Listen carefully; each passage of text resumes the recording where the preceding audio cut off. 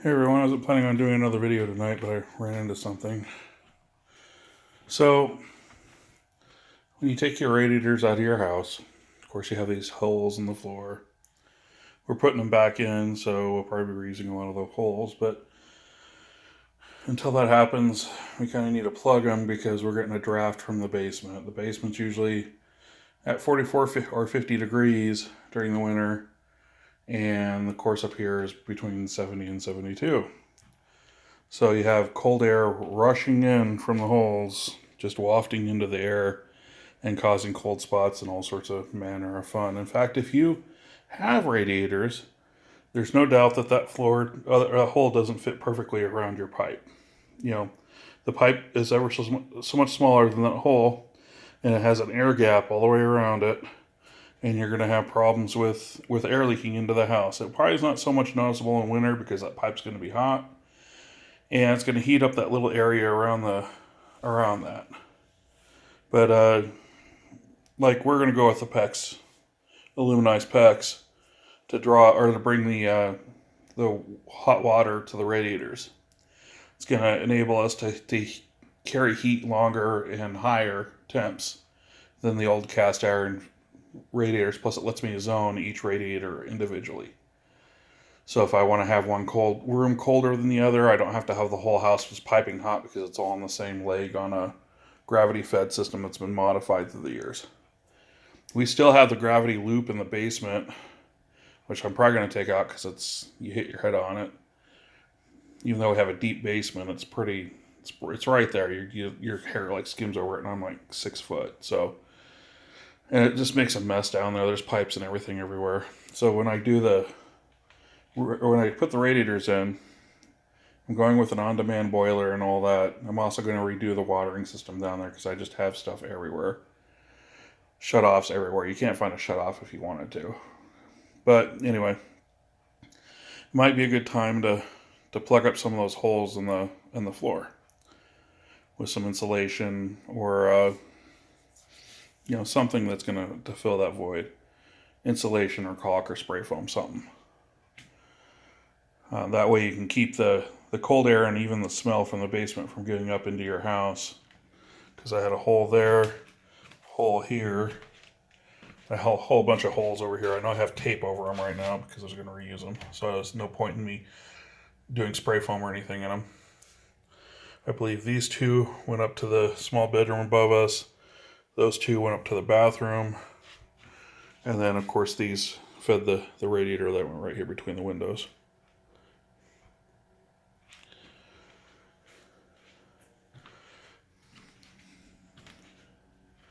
I'd show you one of the pipes that are still through the floor, but it's cat litter boxes right there. You don't want to see that.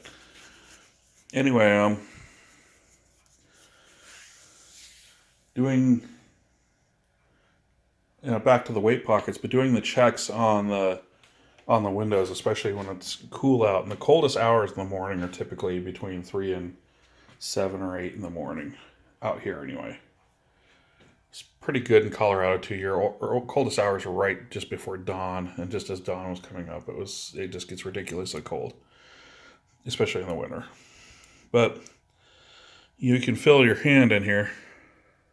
I know I'm going right past the weight pocket, and I feel a little bit of cold coming from here, but it's not drafts. That caulking isn't dry yet. When that caulking dries, it turns clear. But anyway, I have nope, that's coming from the weight pocket. Yep, it's coming from the weight pocket in that area. What I have plans for, I was talking to one of my viewers on the other video, pretty smart guy. I was going to go through and use a foam board, like what he's been using, put it on the back side of the weight pocket here, and then, or on the back side of the portion that comes out to access the weights. They call it the weight pocket, and then cut around it a perfect seam.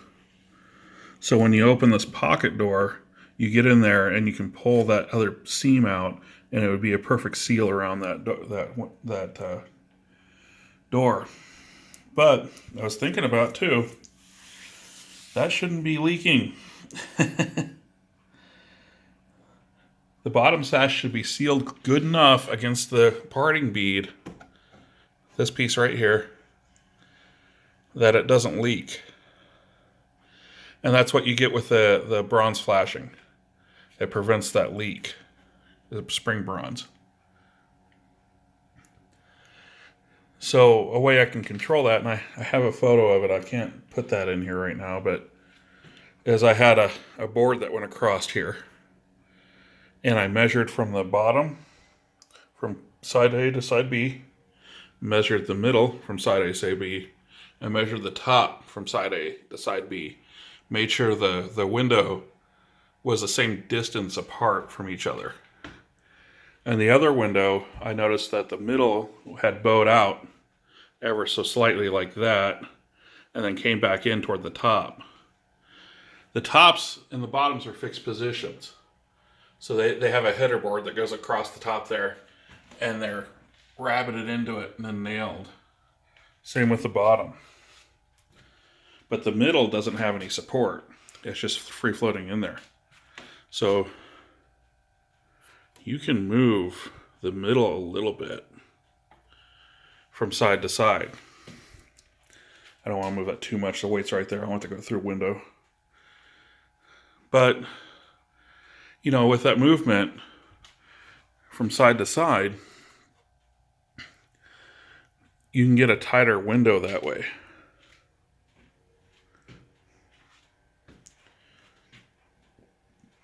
And you can basically, when you take the stops out of it, which are these pieces, and look, you should have the same gap on this side as you do on that side. That does two things. It lets me know the window's square in the opening, but two, it lets me know that air gap on either side is tight and within the spec of the parting bead.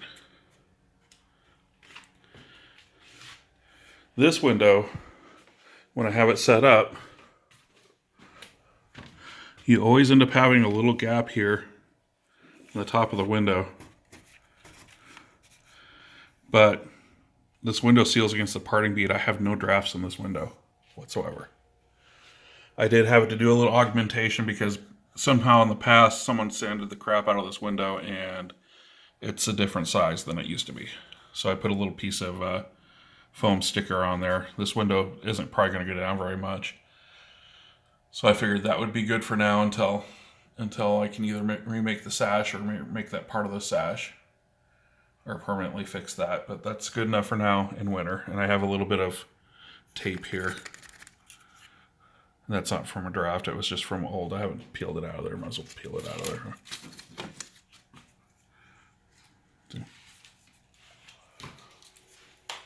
But I do have, see, you have where this rail meets and this rail meets, you have what's called the meeting rail. And that meeting rail needs to be tight. The more you pull this without breaking it, you tighten that meeting rail. And that keeps it from having air gaps in there. Well, I put a piece of that foam stick in there too, all the way across, and it's helped quite a bit. Basically, all that foam is, it's just, I got some stuff over the top of it. I'm sure that Doro dust is good for it. It's just this stuff. It's weather seal.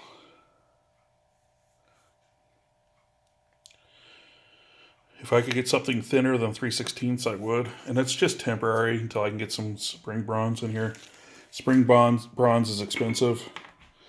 And I'm doing this on a budget, as most people are with old houses. And I don't want to blow my budget by buying spring bronze because it's just expensive. I can always go back later and install it. That's not a problem. But I'm just trying to get through the winter. I'm trying to get as much of these windows done as I can through the winter.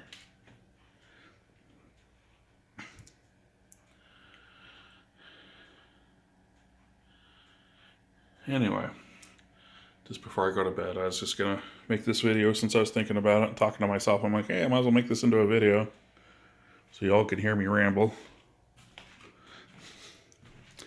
And hear my rambling about windows.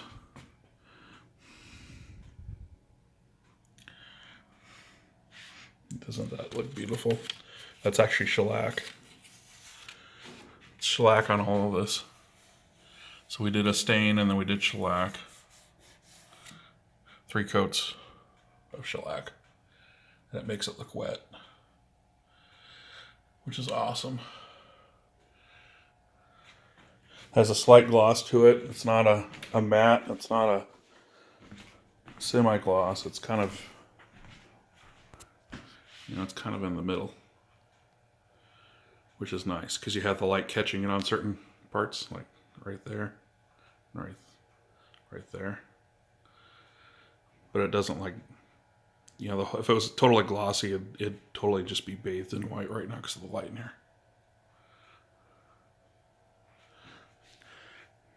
Yeah, that was my fun job today. And up there, I got to put a piece of drywall on that, like I said in the other video. It's out in the garage. Not doing that now. Anyway, please rate, comment, subscribe, and we're getting there. Probably paint tomorrow. Depends on how well that dries, how fast the texture dries.